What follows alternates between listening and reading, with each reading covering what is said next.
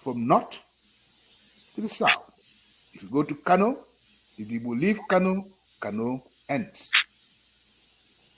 The biggest part of Kano is not this old city of Kano.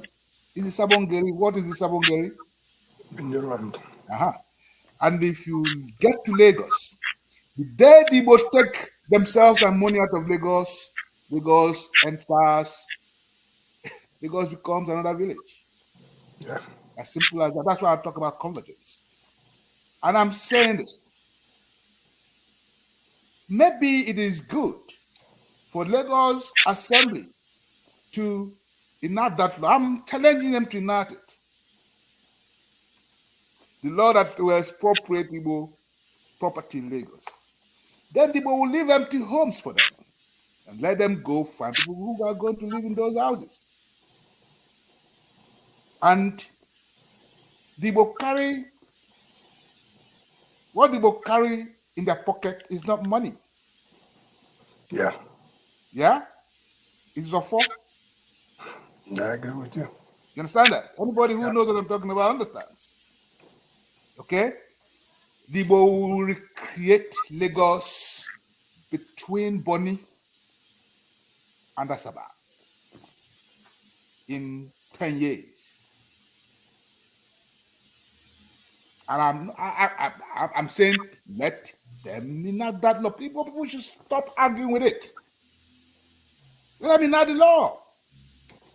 But the problem I have is that it is not a Yoruba agenda, because sensible Yoruba people are saying you are not speaking for us. This is an agenda of a faction that is thoughtless. I mean, I've lived in Lagos. I've lived amongst Yoruba people. These are decent people. I was born in Ibadan. My first girlfriend was a doctor, a Yoruba doctor who was, and I have, okay. So I understand that we can make all these arguments and say, well, the Igbo are not without flaws, as you know. The Igbo are people. They are not supermen or super gods. They have their flaws. The Yorubas have their flaws.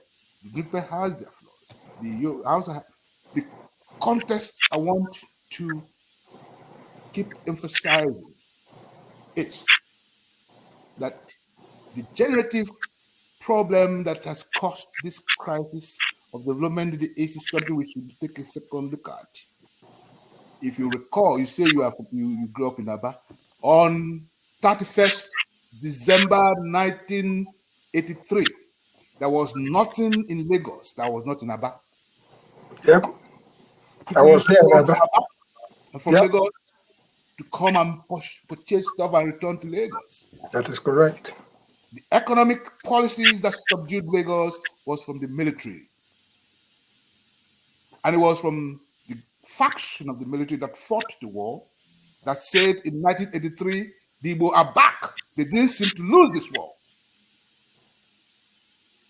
And it included the likes of Buhari. That's correct. Okay? And so when you deal with these questions, you need to understand where the rain began to beat us. I do not have any problems with any Nigerian from any part of Nigeria. I don't think it's their fight. I think it's the fight of an oligarchy that wants to make a point about, well, putting Igbo in their place. Well, you can put Igbo in their place, but it to be on.